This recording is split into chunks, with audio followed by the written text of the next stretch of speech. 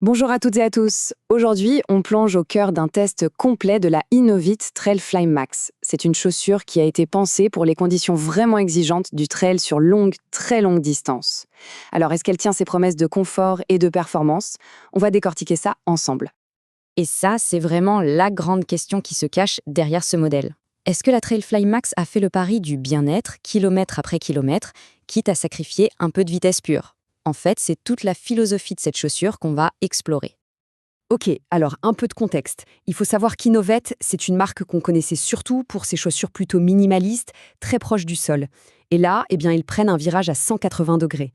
La marque s'attaque de front au marché de l'ultra-trail avec une approche complètement nouvelle pour elle, un max d'amorti et des technologies innovantes.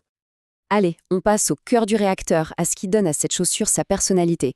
On va décortiquer les technologies de la semelle, que ce soit la semelle intermédiaire ou celle à l'intérieur de la chaussure. C'est là que se trouve la promesse de ce fameux confort. Et voici la pièce maîtresse, la mousse Fly Speed Pro. Alors, en termes simples, c'est une mousse EVA qu'on a infusée avec de l'azote sous haute pression. Le but de tout ça, c'est de trouver l'équilibre parfait entre un super amorti pour encaisser les chocs, une grande légèreté pour ne pas avoir des enclumes aux pieds, et juste ce qu'il faut de réactivité pour que la chaussure ne soit pas toute molle. Mais ce n'est pas tout. À l'intérieur, on a aussi la semelle boomerang. Pour se faire une image, c'est comme avoir des milliers de toutes petites perles en mousse sous le pied. À chaque pas, elles s'écrasent, puis elles reprennent leur forme instantanément, un peu comme des milliers de micro-ressorts.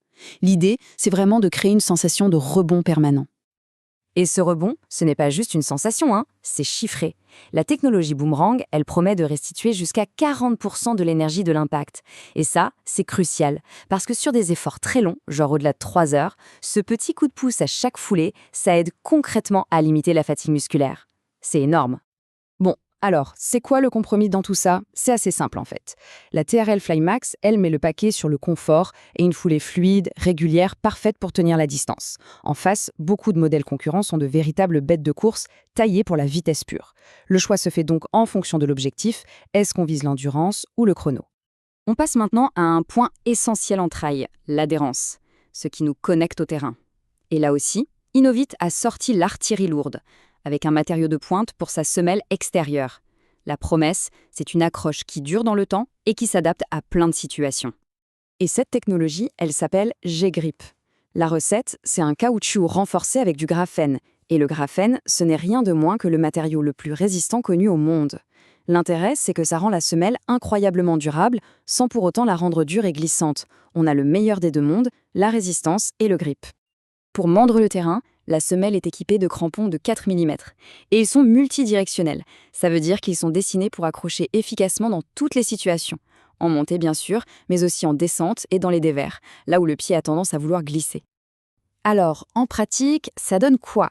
Eh bien, là où elle excelle, c'est sur les sentiers durs, compacts, rocailleux, que ce soit sec ou un peu humide. Par contre, il faut être honnête, dès qu'on arrive sur des terrains très gras, vraiment boueux, l'accroche est juste correcte. D'autres modèles plus spécialisés feront clairement mieux dans ces conditions extrêmes. L'amorti, c'est vu. L'accroche aussi. Maintenant, voyons comment le pied se sent à l'intérieur. L'ajustement, le fit, c'est un élément absolument clé, surtout quand on part pour des heures et des heures de course. La philosophie d'Innovit sur ce point, c'est le natural fit. En gros, c'est un design anatomique. La chaussure est plus large à l'avant, au niveau de ce qu'on appelle la toe box. L'énorme avantage, c'est que ça laisse les orteils s'étaler naturellement. Et ça, sur un ultra où les pieds ont tendance à gonfler, ça change la vie.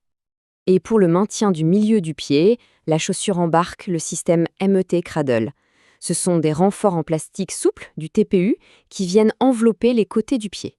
Leur rôle, c'est de bien verrouiller le pied dans la chaussure pour qu'il ne bouge pas, surtout sur les sentiers techniques et vallonnés. Attention, petit point de vigilance quand même. Certains testeurs ont relevé un léger flottement au niveau du talon. Ça peut se sentir surtout dans les descentes raides ou les gros dévers. La solution, heureusement, est assez simple. Il suffit de bien serrer ses lacets pour compenser et retrouver un bon maintien. Bon, on a vu la technique, on a vu les points forts, les points faibles. Maintenant, il est temps de rassembler toutes les pièces du puzzle.